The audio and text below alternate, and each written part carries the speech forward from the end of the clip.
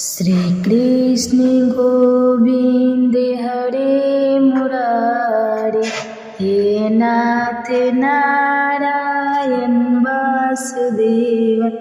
हरे कृष्णा, राधे राधे। आप सभी को आमल की एकादशी, आमला एकादशी और रंग भरी एकादशी की हार्दिक शुभकामनाएं। आज फाल्गुन मास के शुक्ल पक्ष की एकादशी तिथि और इस एकादशी को आमलकी एकादशी के नाम से जाना जाता है। एकादशी की व्रत कथा को सुनने से मनुष्य के सभी पाप और संकट कट जाते हैं तथा समस्त मनोकामनाओं की पूर्ति होती है। तो आइए भगवान श्री लक्ष्मी नारायण जी के चरणों का ध्यान करते हुए आमलकी एकादशी व्रत की संपूर्ण व्रत कथा और एकादशी माता की कथा को सुनते हैं। महाभारत काल के समय जहाँ पर इंद्रप्रस्थ के राजमहल में धर्मराज युधिष्ठिर अपने राज सिंहासन पर बैठे मन में एकादशी व्रत के गुण रहस्य को समझने की इच्छा लिए बैठे हुए थे, तभी महल के द्वार पर एक भव्य रथ रुका जिसके ध्वज पर गरुड़ की छवि चमक रही थी। रथ से उतरे पीताम्बरधारी श्री कृष्ण, उनके दर्शन मात्र से वातावरण दिव्यता से भर गया। युधिष्ठिर महाराज ने उन्हें आसन पर विराजमान कराकर हाथ जोड़कर पूछा, हे माधव, यह एकादशी किस प्रकार पूजनीय है, हमें इसके महत्व का बोध कराइए। श्री कृष्ण ने मंद मुस्कान के साथ कहा, हे धर्मराज, फाल्गुन शुक्ल एकादशी दो कारणों से अत्यंत शुभ मानी जाती है। इसी दिन भगवान शिव माता पार्वती को लेकर काशी लौटे और उनके भक्तों ने रंगों से उनका स्वागत किया। वही भगवान विष्णु के प्रिय वृक्ष आंवले का पूजन करने से भक्तों का पुण्य की प्राप्ति हुई। यह एकादशी जीवन में आनंद और मोक्ष दोनों का ही द्वार खोल देती है। महाभाग, तुम्हें इस समय वह प्रसंग सुनाता हूँ जिसे राजा मानदाता के पूछने पर एक समय महात्मा विशिष्ट जी ने कहा था, फाल्गुन शुक्ल पक्ष की एकादशी का नाम आमला की एकादशी है। इसका पवित्र व्रत विष्णु लोक की प्राप्ति कराने वाला है। राजा मनदाता ने पूछा, हे द्विज श्रेष्ठ, यह आमलकी कब उत्पन्न हुई, मुझे बताइए। तब विशिष्ट जी ने कहा, महाभागी, सुनो, पृथ्वी पर आमलकी उत्पत्ति किस प्रकार हुई वह बताता हूँ। आमलकी महान वृक्ष है जो सब पापों का नाश करने वाला है। भगवान श्री विष्णु के थूकने पर उनके मुख से चंद्रमा के समान कांतिमान एक बिंदु प्रकट हुआ। वह बिंदु पृथ्वी पर गिरा और उसी से आमलकी अर्थात आंवले का महान वृक्ष उत्पन्न हुआ। यह सभी वृक्षों का आदि भूत कहलाता है। इसी समय समस्त प्रजाजनों की सृष्टि करने के लिए भगवान ने ब्रह्मा जी को उत्पन्न किया। उन्हीं से इन प्रजा की सृष्टि हुई। देवता, दानव, गंधर्व, यक्ष, राक्षस, नाग तथा निर्मल अथाकरण वाली महर्षियों के ब्रह्मा जी ने जन्म दिया। उनमें से देवता और ऋषि उस स्थान पर आए जहाँ विष्णु प्रिया आमलकी का वृक्ष था। महाभगवदम हुआ, एक दूसरे पर दृष्टिपात करते हुए उत्कंठा पूर्वक उस वृक्ष की ओर देखने लगे और खड़े खड़े सोचने लगे कि पाकड़ आदि वृक्ष तो पूर्व कल्प की ही तरह है जो सबके सब हमारे परिचित हैं, किंतु इस अद्भुत वृक्ष को हम नहीं जानते। उन्हें इस प्रकार चिंता करते देखकर तभी आकाशवाणी हुई, महर्षियों, यह सर्वश्रेष्ठ आमलकी का वृक्ष है जो श्री विष्णु को प्रिय है। इसके स्मरण मात्र से गौ दान का फल मिलता है और स्पर्श करने से इससे 2 गुना और फल भक्षण करने से 3 गुना पुण्य प्राप्त होता है। इसलिए सदा प्रयत्न पूर्वक आमलकी का सेवन करना चाहिए। यह सब पापों को हरने वाला वैष्णव वृक्ष बताया गया है। इसके मूल भाग में श्री विष्णु, ऊपरी भाग में श्री ब्रह्मा, शंकर में परमेश्वर भगवान, रुद्र शाखाओं में मुनि, टहनियों में देवता, पतों में वसु, फूलों में मरुदगण और फलों में समस्त प्रजापति वास करते हैं।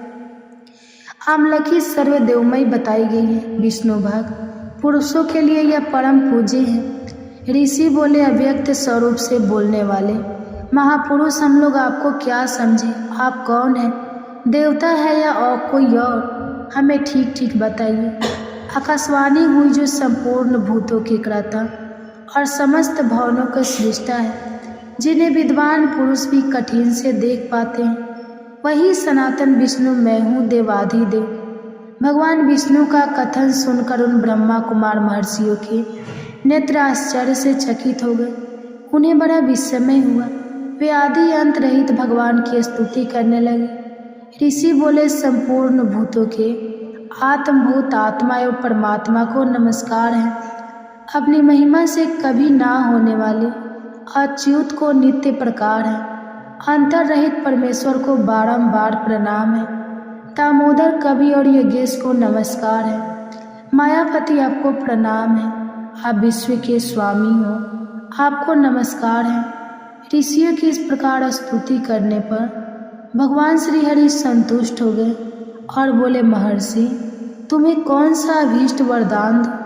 तब ऋषि बोले, भगवान यदि आप संतुष्ट हैं तो हम लोग का हित के लिए कोई ऐसा व्रत बताइए जो स्वर्ग और मोक्ष रूपी फल प्रदान करने वाला हो। श्री विष्णु बोले, महर्षियों हो फाल्गुन शुक्ल पक्ष में यदि पुष्य नक्षत्र से द्वादशी हो तो महान पुण्य देने वाली और बड़े बड़े पाप को नाश करने वाली होती है। हे द्विजों, उसमें जो विशेष कर्तव्य है उसको सुनो। आवल की एकादशी में आंवले के वृक्ष के पास जाकर वहाँ रात्रि में जागरण करना चाहिए। इससे मनुष्य समस्त पापों से छूटता है और सहस्त्र गौ दान का फल प्राप्त करता है। विप्रगण या व्रतों में उत्तम व्रत है जिसे मैंने तुम लोगों को बताया है। ऋषि बोले, भगवान इस व्रत की विधि भी बताइए, यह कैसे पूर्ण होता है? इसके देवता नमस्कार और मंत्र कौन कौन से बताए गए हैं? उस समय स्नान और दान कैसे किया जाता है? पूजन की कौन सी विधि है और इसके लिए मंत्र क्या है? इन सब बातों का यथार्थ रूप से कृपया वर्णन कीजिए। भगवान श्री कृष्ण ने कहा, द्विजों इस व्रत की जो उत्तम विधि है अब उसका श्रवण करो। एकादशी को प्रातः काल दंत धावन करके यह संकल्प करे कि हे पुंडरीकाक्ष, हे अच्युत, मैं एकादशी को निराहार रहकर दूसरे दिन भोजन करूँगा। आप मुझे शरण में रखें। ऐसा नियम लेने के बाद पतित, चोर, पाखंडी, दुराचारी, मर्यादा भंग करने वाले और एक बार एक राज्य में एक राजा रहा करता था। राजा बहुत ही बुद्धिमान और बलशाली था। राजा सदा ही अपनी प्रजा का बहुत अच्छे से ध्यान रखता था। प्रजा भी राजा को बहुत पसंद करती थी। राजा की 2 बेटियां थीं। राजा अपनी दोनों बेटियों से बहुत प्रेम करता था। राजा की छोटी बेटी देखने में बहुत सुंदर और आकर्षित थी और राजा की बड़ी बेटी छोटी बेटी के मुकाबले थोड़ी कम सुंदर थी। राजा की छोटी बेटी माता की पूजा किया करती थी और सभी लोग राजा की छोटी बेटी से बहुत प्रेम करते थे और बहुत प्रशंसा किया करते थे। राजा भी अपनी छोटी बेटी को बड़ी बेटी से अधिक प्रेम करता था, जिसके कारण राजा की बड़ी बेटी को अपनी छोटी बहन से बहुत नफरत होने लगी थी। राजा की दोनों बेटियां जब बड़ी हो गई तब एक पड़ोस के राज्य में रहने वाले राजकुमार राजा की बड़ी बेटी के लिए रिश्ता लेकर आया। लेकिन जैसे ही उस राजकुमार की नज़रें राजा की छोटी बेटी पर पड़ी तो वह राजकुमार राजा की छोटी बेटी पर आकर्षित हो गया और छोटी बेटी से पहली नज़र में प्रेम करने लगा। उस राजकुमार ने राजा की बड़ी बेटी के साथ विवाह करने से मना कर दिया और उसने राजा से कहा कि मैं आपकी छोटी बेटी से विवाह करना चाहता हूँ। यह सब देखकर राजा की बड़ी बेटी अपनी छोटी बहन से बहुत क्रोधित हो गई और राजा की बड़ी बेटी ने अपनी छोटी बहन को अपना सबसे बड़ा दुश्मन मान लिया। राजा की बड़ी बेटी ने अपनी छोटी बहन से बदला लेने का निर्णय किया। राजा की बड़ी बेटी ने अपनी छोटी बहन को जान से मारने का उपाय सोचा। राजा की बड़ी बेटी ने अपनी छोटी बहन को मारने के लिए सबसे पहले एक लड्डू में जहर मिलाकर अपनी छोटी बहन को दे दिया और उसको लड्डू खाने के लिए कहा। लेकिन लड्डू खाने के बाद भी छोटी बहन को कुछ भी नहीं हुआ।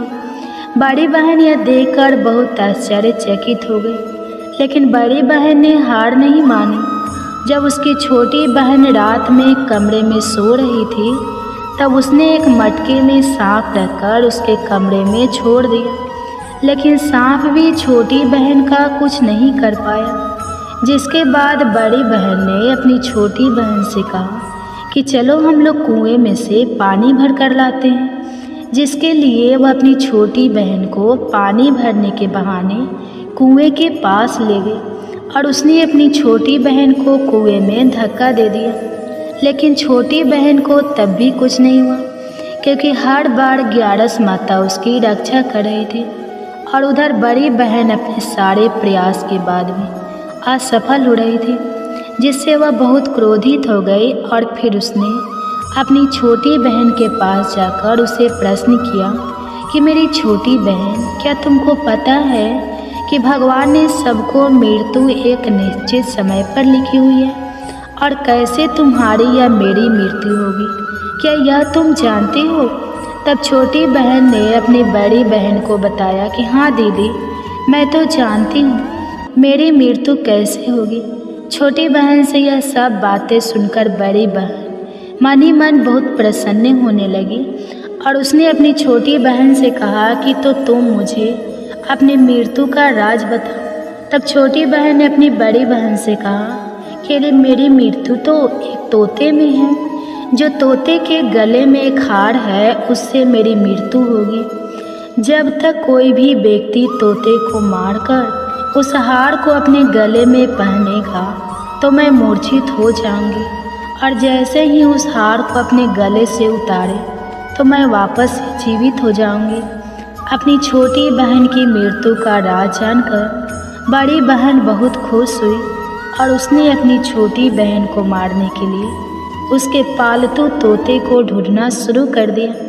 और छोटी बहन को इस बात का आभास हो गया था कि कोई उसकी जान लेना चाहता है, जिसके लिए वह अपने पिताजी के पास गई और उसने अपने पिताजी से कहा कि पिताजी, मेरी मृत्यु के बाद आप मुझे मत जलाइएगा, आप मुझे अपनी पुरानी वाली हवेली में एक पलंग में लेटाकर छोड़ दीजिएगा। अपनी छोटी लड़की की यह बातें सुनकर राजा बहुत आश्चर्यचकित हो गया। राजा ने अपनी छोटी बेटी से पूछा कि बेटी, तुम यह क्या कह रही हो?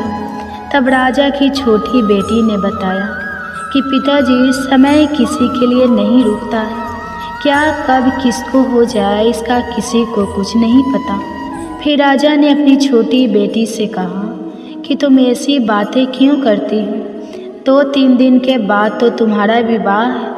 लेकिन छोटी बेटी ने अपने पिताजी को ऐसा करने पर मजबूर कर दिया और उनसे वचन ले लिया। राजा ने भी अपनी छोटी बेटी की बात स्वीकार कर ली और 2-3 दिनों के बाद जब शादी का समय आया तब राजकुमार बारात लेकर राजा के घर आया और राजकुमार और राजा की छोटी बेटी का विवाह शुरू हो गया। जैसे ही राजा की छोटी बेटी राजकुमार के साथ फेरे लेना शुरू हुई तो उसकी बड़ी बहन अपनी छोटी बहन के कमरे में जाकर उसके तोते को पकड़ लेती है और उसको जान से मार देती है। तोते के गले में जो हार था उसको अपने गले में धारण कर लेती है और जैसे ही बड़ी बहन उस हार को अपने गले में धारण करती है तो उधर छोटी बहन 3.5 फेरे ले पाती है और वहीं पर बेहोश होकर गिर जाती है। जिसके बाद राजा ने बड़े बड़े दार्द हकीमों को बुलाया और अपनी छोटी बेटी का इलाज करने के लिए कहा। राजा की बात सुनकर जब वैद्य ने छोटी बेटी को देखा तो राजा को बताया कि आपकी छोटी बेटी ना तो जीवित है और ना मरी हुई है। ऐसा मैं पहली बार देख रहा हूँ। राजा ने वैद्य और हाकिम को यह बात बाहर बताने से मना कर दिया और उनको कहा कि अगर तुमने यह बात किसी को बाहर बताई तो हम तुमको फांसी दे देंगे। अपनी छोटी बेटी को पुराने महल में जाकर एक पलंग में लेटा दिया और वहाँ पर कुछ सैनिकों को तैनात कर दिया। इसके बाद राजा वापस अपने महल पर आ गया। राजा की बड़ी बेटी अपने पिताजी के पास आई और कहने लगी कि पिताजी, अगर यह शादी संपन्न नहीं हुई तो आपकी इज्जत का क्या होगा? आप कहे तो मैं आपकी इज्जत बचाने के लिए राजकुमार से शादी करने के लिए तैयार हूँ। जिसके बाद राजा ने अपनी बड़ी बेटी की बात मान ली और राजा ने बड़ी बेटी को छोटी बेटी के कपड़े पहनाकर मंडप में भेज दिया। लेकिन राजकुमार यह जान गया कि यह राजा की छोटी बेटी नहीं है, बल्कि राजा की बड़ी बेटी है। लेकिन जब राजकुमार ने शादी करने से मना किया तो सभी लोगों ने राजकुमार को विवश करके राजा की बड़ी बेटी से बचे हुए फेरों को संपन्न करा दिया और विवाह संपन्न हुआ। जिसके बाद राजकुमार राजा की बड़ी बेटी को अपने महल में ले गया। विवाह होने के बाद राजकुमार उससे ना तो बात करता था, ना उसे पसंद करता था और ना ही उसके आसपास भटकता था। और राजकुमार ने यह फैसला लिया था कि वह अपनी प्रेमिका को ढूंढ कर रहेगा और यह जान कर रहेगा कि उसके साथ क्या हुआ है। एक दिन राजकुमार अपने घोड़े पर सवार होकर राजा के पुराने महल के पास पहुंचा, जहां पर उसने कुछ सैनिकों को देखा। महल के पास पहुंचकर राजकुमार ने जब महल को ध्यान से देखा तो वह समझ गया कि यह तो हमारे ससुर जी का महल है। तब राजकुमार ने सैनिकों से पूछा कि तुम लोग यहाँ क्या कर रहे हो और इस महल के अंदर उस पलंग में कौन लेटा है। जिसके बाद सैनिकों ने बताया कि यहाँ पर राजा की छोटी बेटी लेटी है। यह सुनकर राजकुमार बहुत प्रसन्न हो गया और वह तुरंत अपनी प्रेमिका के पास पहुँच गया और उसकी सेवा करने लगा। जैसे ही रात हुई तो राजा की छोटी बेटी उठकर खड़ी हो गई। राजकुमार यह देखकर बहुत खुश हो गया और उसने अपनी प्रेमिका से पूछा कि तुम यहाँ क्या कर रही हो, तुम मेरे साथ चलो, घर चलो। राजा की छोटी बेटी ने राजकुमार को सारी बातें बता दी कि मेरी जान एक तोते में बसती थी और मैंने यह बात सिर्फ अपनी बड़ी बहन को बताई थी और मुझे पता है कि उसने ही मुझे मारने का प्रयास किया है। उसके पास एक हार है जिसको वह सुबह पहन लेती है और रात को उतार देती है। जब तक वह हार को पहन कर रखती है तब तक मैं मूर्छित रहती हूँ और जैसे ही वह हार को उतार देती है तो मैं जीवित हो जाती हूँ। और जब तक मेरी बड़ी बहन के पास वह हार रहेगा तब तक मैं ऐसे ही जीवित और मूर्छित होती रहूँगी। अगर मेरी बड़ी बहन के पास जो हार है वह मेरे हाथ लग जाए तो मैं हमेशा के लिए जीवित हो जाऊँगी। राजकुमार यह सब बातें सुनकर राजा की छोटी बेटी के पास रहने का निर्णय लेता है और उसने अपने बचे हुए सारे फेरे उस पलंग में लेटी हुई राजकुमार की छोटी बेटी के साथ ले लिए और अपना विवाह पूर्ण कर लिया और वहीं पर वह रहने लगा। देखते ही देखते कुछ समय में राजा की छोटी बेटी और राजकुमार की पत्नी गर्भवती हो गई। एक दिन राजकुमार को किसी काम से बाहर जाना पड़ा। तब छोटी बहन के पेट में बहुत तेज से दर्द होने लगा, जिसके बाद उसने माता का आह्वान किया। जिसके बाद वहाँ माता प्रकट हुई और उन्होंने अपने भक्तों के दर्द को दूर किया और एक पुत्र की प्राप्ति करवाई। और वहीं पर अचानक से राजकुमार भी आ गया। राजकुमार ने ग्यारस माता को देखा तो वह आश्चर्यचकित हो गया और उसने तुरंत ग्यारस माता को प्रणाम किया। और ग्यारस माता ने राजकुमार से कहा, जब तुम्हारा पुत्र 5 वर्ष का हो जाए तो तुम आकर अपनी पत्नी का हार इसकी गली में डाल देना। और देखते ही देखते राजकुमार और राजा की छोटी बेटी का पुत्र 5 वर्ष का हो जाता है। तो राजकुमार अपने बेटे से कहता है कि बेटा, मैं कुछ काम से बाहर जा रहा हूँ, तुम अपनी माता का ध्यान रखना। और वहाँ से चला जाता है। राजा को बाहर निकलता देखकर बड़ी बहन के सैनिक देख लेते हैं और बड़ी बहन को जाकर सारी बातें बता देते हैं। जिसके बाद बड़ी बहन अपनी छोटी बहन के पुत्र को वहाँ से उठवा लेती है और उसको मरवा देती है। छोटी बेटी के पुत्र के 2 टुकड़े करवा देती है। पहला टुकड़ा चक्के के पास छुपा देती हैं और दूसरा टुकड़ा अपने पलंग के नीचे रख लेती है। अब ग्यारस माता भिखारी का रूप लेकर आती हैं और एक भिखारी का रूप रखकर बड़ी बहन के पास चली जाती है। जिसके बाद वहाँ पर भिक्षा मांगने लगती है। तो बड़ी बहन अपने सैनिकों से कहती है कि जाकर भिक्षा दे दो। लेकिन जैसे ही नौकर ग्यारस माता को भिक्षा देने के लिए आते हैं तो माता उन्हें मना कर देती है और कहती है कि मैं तुम्हारी महारानी से ही भिक्षा लूँगी।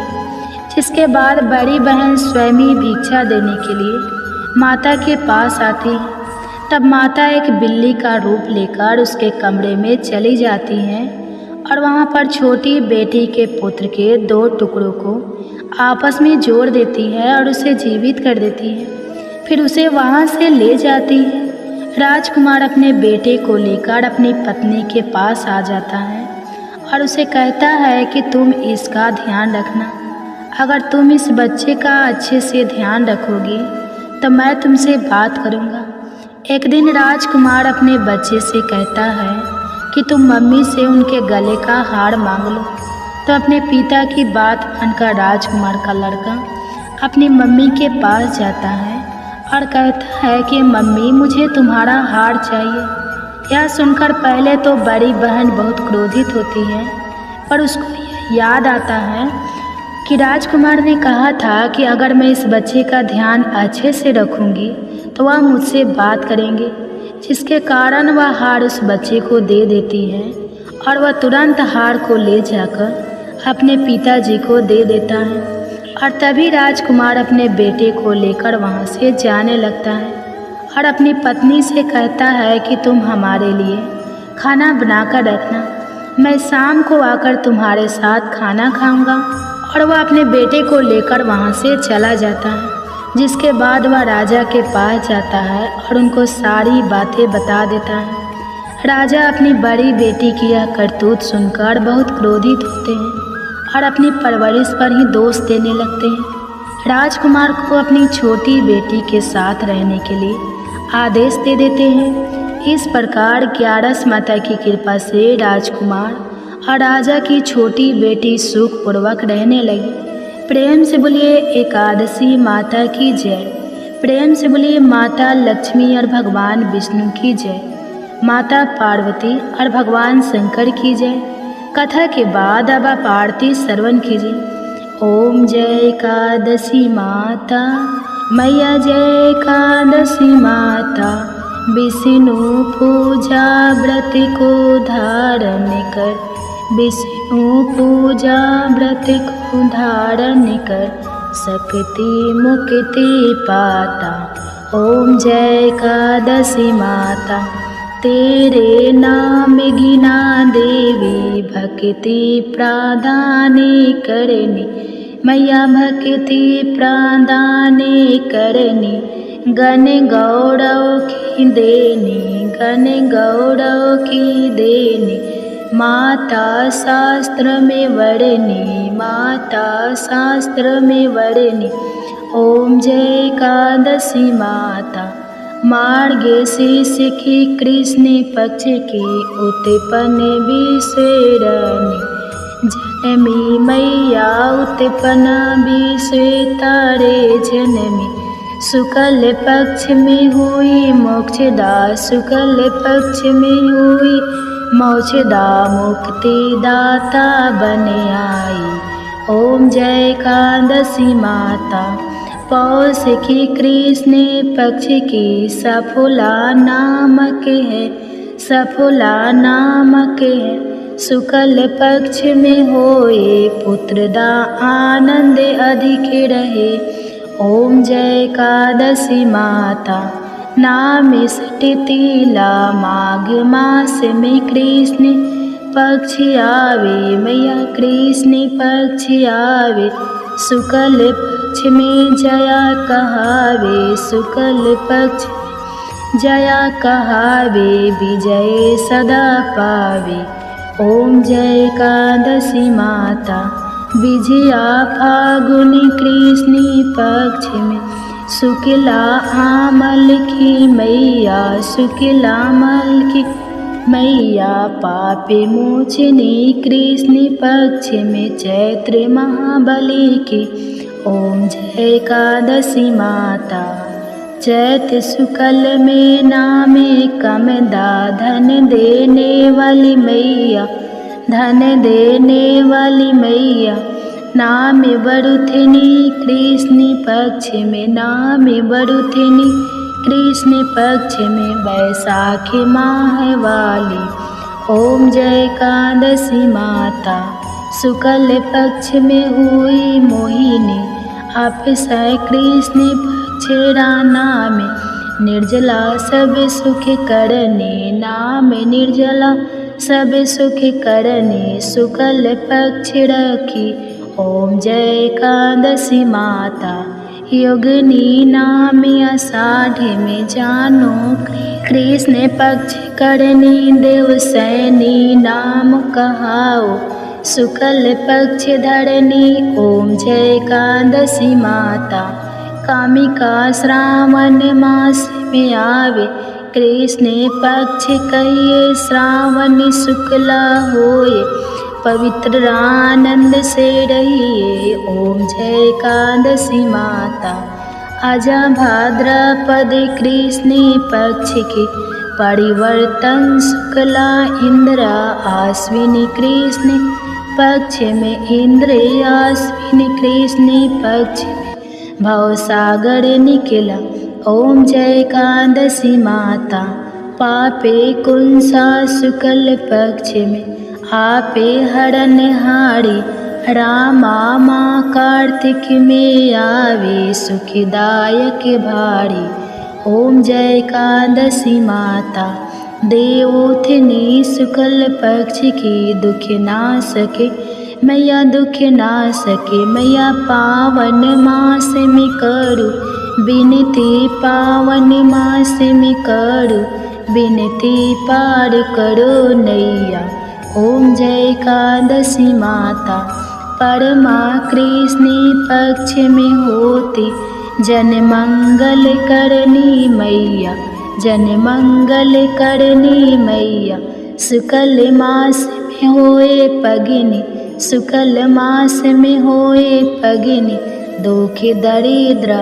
ओम जय एकादशी माता, जो कोई आरती एकादशी की, भक्ति सहित गावे मैया, भक्ति सहित गावे, जन गुरु देता स्वर्ग का वासा, जन गुरु देता स्वर्ग का वासा, निश्चय वह पावे। ओम जय एकादशी माता, ओम जय एकादशी माता, ओम जय एकादशी माता। प्रेम से बोलिए एकादशी माता की जय, प्रेम से बोलिए लक्ष्मी नारायण भगवान जी की जय। आशा करती हूँ आप सभी का पुत्रदा एकादशी का व्रत सफल हो और भगवान श्री लक्ष्मी नारायण जी की कृपा आप और आपके पूरे परिवार पर सदा बनी रहे।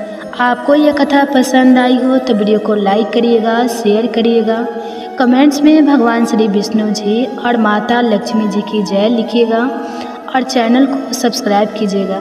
जय श्री राधे राधे कृष्णा। प्रिय श्रोताओं, एकादशी के दिन एकादशी व्रत कथा के साथ ही 11 माता की कथा की भी अवश्य ही सुननी चाहिए। इससे व्रत का पूर्ण फल प्राप्त होता है। तो आइए सुनते हैं 11 माता की कथा। एकादशी भगवान श्री हरि विष्णु की साक्षात शक्ति है, जिस शक्ति ने उस असुर का वध किया जिससे भगवान भी जीत पाने में असमर्थ थे। उस शक्ति के आगे भला मनुष्य के पाप रूपी असुर कैसे टिक सकते हैं। जिस शक्ति ने देवताओं के कष्ट को हरकर उन्हें सुख दिया, वह प्राणी मात्र को क्या नहीं दे सकती। सुख, समृद्धि, शांति और मोक्ष समस्त सुख सहज ही प्राप्त हो जाते हैं। हे प्रिय भक्तों, 11 माता की भक्ति में इतनी शक्ति है कि जिसके प्रभाव से मनुष्य को सहज ही सभी प्रकार के सुख प्राप्त होते हैं और अंत समय में मोक्ष की प्राप्ति होती है। 11 माता की कथा के अनुसार सतयुग में एक महाभयंकर दैत्य हुआ करता था। उस दैत्य का नाम था मूढ़। उस दैत्य ने इंद्र आदि सभी देवताओं पर विजय प्राप्त करके उन्हें उनके पद से हटा दिया था। तब इंद्र आदि देवताओं ने भगवान शंकर से प्रार्थना की कि हे भोलेनाथ, हम सभी देवता मूढ़ दैत्य के अत्याचारों से दुखी होकर मृत्यु लोक में अपना जीवन व्यतीत कर रहे हैं। राक्षस के भय से हम बहुत दुख और कष्ट भोग रहे हैं। मैं स्वयं बहुत दुखी और भयभीत हूँ। अन्य देवताओं की तो बात ही क्या करें। इसलिए हे कैलाशपति, कृपा करके आप मूढ़ दैत्य के अत्याचार से बचाने का कोई उपाय बताइए। हे प्रिय भक्तों, देवराज इंद्र की प्रार्थना सुनकर भगवान शंकर ने कहा, हे देवेंद्र, आप भगवान श्री हरि विष्णु की शरण में जाइए। मधु कैटभ का संहार करने वाले भगवान श्री हरि विष्णु देवताओं को अवश्य ही इस भय से मुक्त करेंगे। भगवान शंकर के आदेश के अनुसार इंद्र तथा अन्य सभी देवता शेर सागर गए, जहाँ पर भगवान श्री हरि विष्णु शेष शैया पर विराजमान थे। इंद्र सहित सभी देवताओं ने भगवान श्री हरि विष्णु को देखा और उनके सामने उपस्थित होकर उनकी स्तुति करने लगे। देवता कहने लगे, हे तीनों लोकों के स्वामी, आप स्तुति करने योग्य हैं। हम सभी देवताओं का आपको कोटि कोटि प्रणाम है। हे दैत्यों के सहारा, हम आपकी शरण में हैं, आप हमारी रक्षा करें। हे त्रिलोकपति, हम सभी देवता दैत्यों के अत्याचार से भयभीत होकर आपकी शरण में आए हैं। इस समय दैत्यों ने हमें स्वर्ग से निकाल दिया है और हम सभी देवता बड़ी ही दयनीय स्थिति में मृत्यु लोक में घूम रहे हैं। अब आप ही हमारे रक्षक हैं, हमारी रक्षा करें। हे जगन्नाथ, आप हमारी रक्षा करें। देवताओं की करुण पुकार सुनकर भगवान श्री हरि विष्णु बोले, हे देवगो, कौन सा दैत्य है जिसने देवताओं को जीत लिया है? आप सभी देवक किसके भय से पृथ्वी लोक में भटक रहे हैं? क्या वह दैत्य इतना बलवान है जिसने इंद्र सहित सभी देवताओं को जीत लिया है? तुम निर्भय होकर मुझे सब हाल बताओ। भगवान श्री हरि विष्णु के स्नेहमय वचनों को सुनकर देवेंद्र ने कहा, हे प्रभु, प्राचीन काल में ब्रह्मा वंश में उत्पन्न हुआ नारी जंगम नाम का एक असुर था, जिसका मूढ़ नामक एक पुत्र है जो चंद्रवर्ती नामक नगरी में निवास करता है, जिसने अपने बल के मृत्यु लोक और देवलोक को जीत लिया है और सभी देवताओं को देवलोक से निकालकर अपने दैत्य कुल के असुरों को इंद्र, अग्नि, यम, वरुण और चंद्रमा आदि सभी को लोकपाल बना दिया है।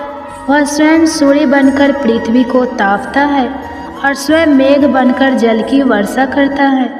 इसलिए आप इस बलशाली भयानक असुर का संहार करके देवताओं की रक्षा करें। देवेंद्र के मुख से ऐसे वचन सुनकर भगवान श्री हरि विष्णु बोले, हे देवताओं, मैं आपके शत्रु का शीघ्र ही संहार करूँगा। आप सभी इसी समय मेरे साथ चंद्रवर्ती नगरी चलिए। देवताओं की पुकार पर भगवान श्री हरि विष्णु तुरंत ही उनके साथ चल पड़े और उधर दैत्यराज मूढ़ ने अपने तेज से जान लिया था कि भगवान श्री हरि विष्णु युद्ध की इच्छा से उसकी राजधानी में आ रहे हैं। इसलिए अपने राक्षस योद्धाओं के साथ वह भी युद्ध भूमि में आकर गरजने लगा और देखते ही देखते युद्ध प्रारंभ हो गया। युद्ध शुरू होने पर अनगिनत असुर अपने अस्त्र शस्त्रों के धारण करके देवताओं से युद्ध करने लगे, लेकिन देवता तो पहले से ही डरे हुए थे।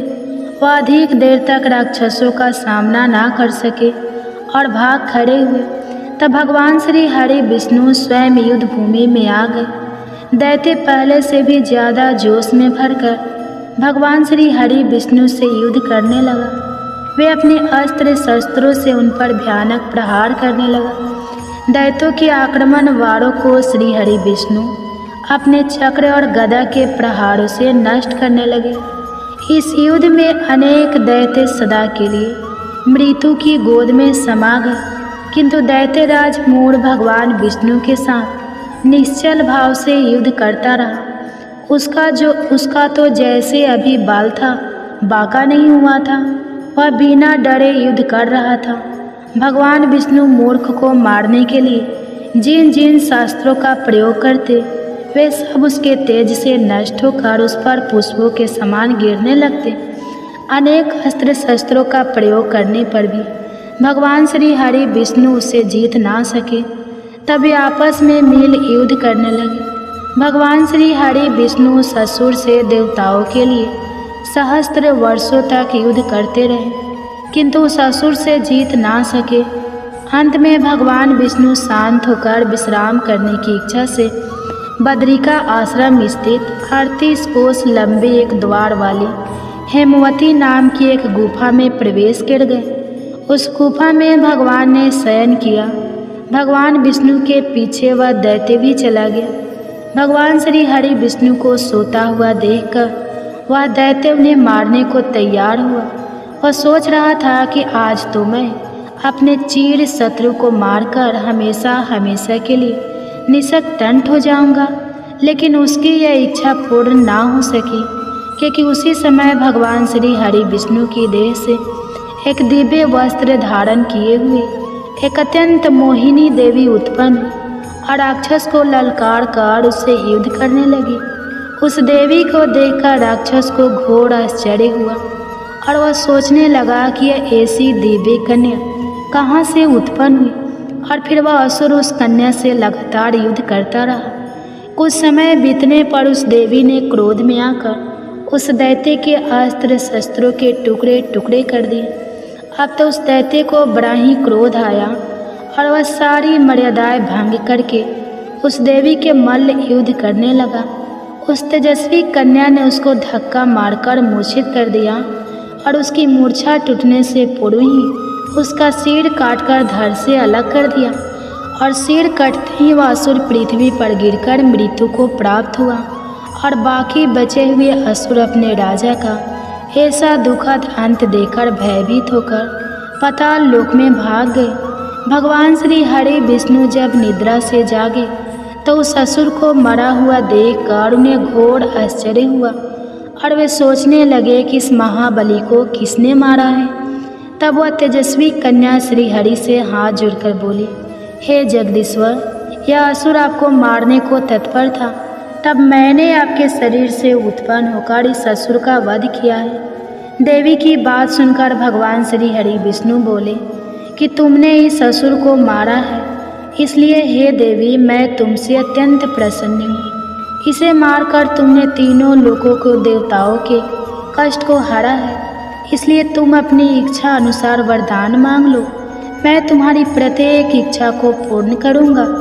भगवान की बात सुनकर वह देवी बोली कि हे प्रभु, मुझे यह वरदान दीजिए कि जो भी मनुष्य या देव मेरा व्रत करे उसके सभी पाप नष्ट हो जाए और अंत में उसे स्वर्ग लोक की प्राप्ति हो।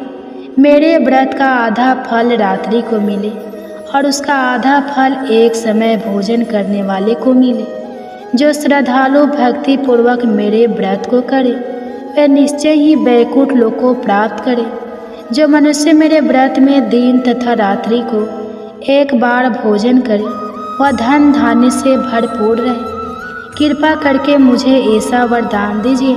भगवान श्री हरि विष्णु ने कहा, हे देवी, ऐसा ही होगा। मेरे और तुम्हारे भक्त एक ही होंगे और अंत में संसार में प्रसिद्धि को प्राप्त होकर मेरे लोक को प्राप्त करेंगे। हे कल्याणी, तुम एकादशी को पैदा हुई हो, इसलिए तुम्हारा नाम भी एकादशी हुआ, तथा जो मनुष्य इस दिन व्रत करेंगे उनके समस्त पापों समूल नष्ट हो जाएंगे।